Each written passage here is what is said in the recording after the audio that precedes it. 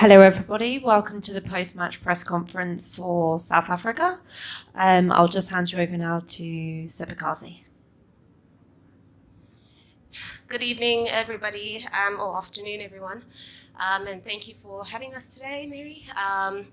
Just as usual, I think Mary's already gone through the housekeeping rules. Please remember to put your request to ask a question on the chat panel and to keep your monitors muted unless you're asking a question.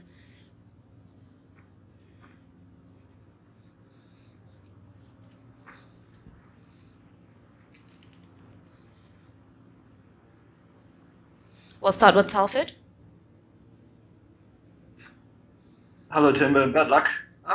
Realistically, how many more runs do you think it would have taken to win this game? 118 was definitely not a poor score. I think it's a bit hard for me to say so because we really didn't bat well, barring Aiden, who was the only one who had any score of substance. Definitely not according to plan from a batting point of view. I think anywhere around 150, 160 would have been competitive. Reminder everyone to please put your request to ask a question on the chat panel. Who'd like to go next? Thanks, Fidos. Hi, Temba. Temba, we speak quite often about the balance of the side. Just what did you think today in terms of, I mean, could you have used maybe several extra batters, but, did you maybe need a longer batting lineup or some different bowling options? Yeah, look, we went with the option of the extra batter, but that obviously didn't help our cause. So, I mean, as a team, we knew what the plan was. We were expecting the wicket to be a good one, hence we went with the extra batter. I thought the bowlers bowled quite well. There's no one that I can falter there in the bowling. So, I mean, if you're selecting 6 batters with an all-round at 7, and you're scoring 118, then I don't think you can exactly blame the plan. I think from a batting point of view, we know that there's a lot that we could have done, and we'll be looking to correct our wrongs in the next game.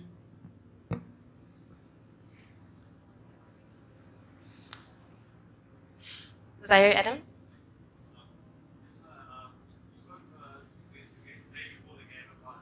You spoke the day before the game about there were butterflies and nerves, and a lot of these guys played their first game in a major tournament. Do you think the occasion was just a little bit too big in that batting lineup this afternoon? I wouldn't say so, to be honest. I think the guys are prepared quite well. In terms of the games, in terms of trying to deal with all those mental pressures. I can't remember a time where our batting has collapsed like that in the last while. So I mean, I'll put it down to that. It's not every day where your top 7, all of them fail. Obviously, like I said, excluding Aiden. So I mean, I wouldn't put it to the occasion, to the anxiety. I think it was more an execution thing. And we'll be, like I said, we'll be looking to correct our wrongs as batters. Ben Horn. Temba, were you surprised by Australia's tactic to go with 3 specialist fast bowlers? And is that something, do you think, that could work, could continue to work in the tournament in these conditions? I wasn't surprised. In terms of our plan, we were always thinking that they were going to go with the 3 quicks up front. Australia obviously are a team that looked to strike up front, and they backed their seamers to do so. So we weren't surprised by it. Yeah.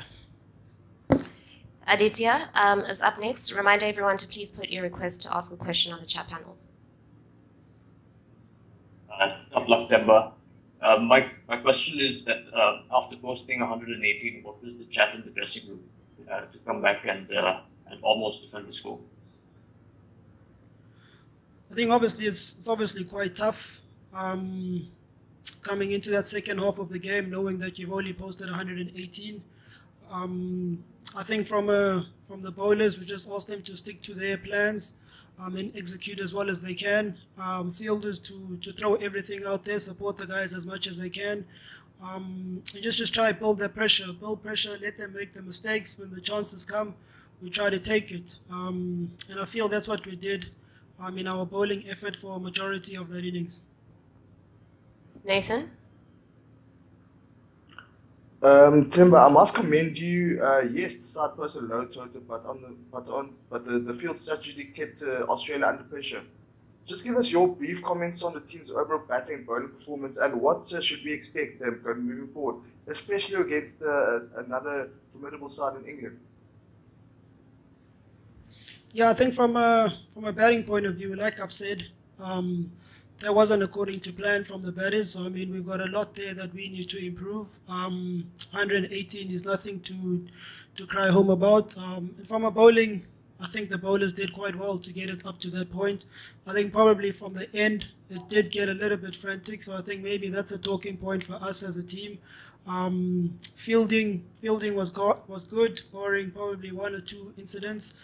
Yeah, I think, going into the next game, which I think is on the 26th against the West Indies, we're obviously looking to improve and add a couple of percentages in our batting, bowling, as well as our fielding.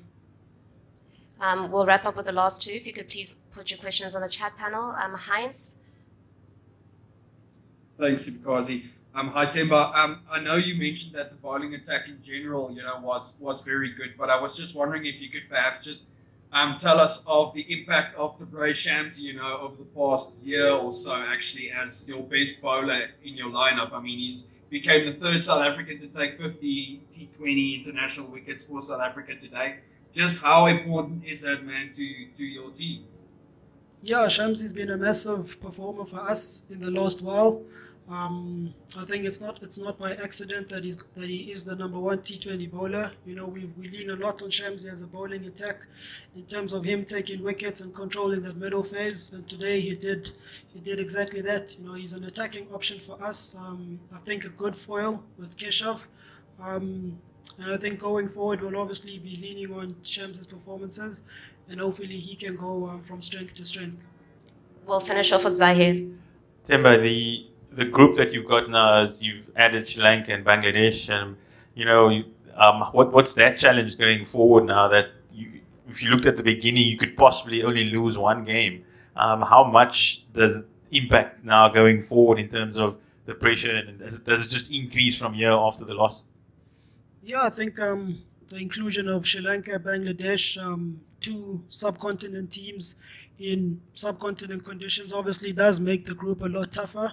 The group was never an easy one, but I think we know that every game we're going to have to come out with our best cricket. So, I mean, with Sri Lanka and Bangladesh coming in, we'll be preparing with them as best as we can. Our next assignment now is the West Indies, and our focus will be there.